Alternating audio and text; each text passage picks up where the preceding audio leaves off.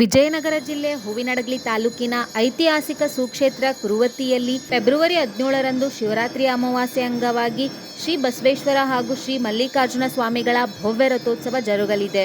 ಶರಣರು, ಮಹಾತ್ಮರು ಹಾಗೂ ದೇವರ ಹೆಸರಿನಲ್ಲಿ ಜಾತ್ರೆಗಳು ಜರುಗುವ ನಮ್ಮ ನಾಡಿನಲ್ಲಿ ಕುರುವತ್ತಿ ಜಾತ್ರೆ ಭಕ್ತಿ, ಸಂಭ್ರಮ ಹಾಗೂ ಸಾಂಸ್ಕೃತಿಕ ವೈಭವದ ಸಂಕೇತವಾಗಿ ಪ್ರತಿಷ್ಠಿತ ಸ್ಥಾನ ಪಡೆದಿದೆ.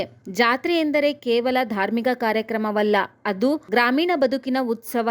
ವರ್ಷಕ್ಕೊಮ್ಮೆ ತವರೂರಿಗೆ ಆಗಮಿಸುವ ಹೆಣ್ಣು ಮಕ್ಕಳ ಸಂಭ್ರಮ, ಬಂಧು ಬಳಗದವರ ಓಡಾಟ, ಹುಗ್ಗಿ ಹೋಳಿಗೆಯ ಸವಿಯೂಟ, ತೇರಿನ ಕಳಸವನ್ನು ನೋಡುವ ನವದಂಪತಿಗಳ ಸಡಗರ, ಮಕ್ಕಳ ಆಟಿಕೆಗಳ ಮೇಳ ಇವುಗಳೆಲ್ಲ ಜಾತ್ರೆಯ ವೈಶಿಷ್ಟ್ಯ.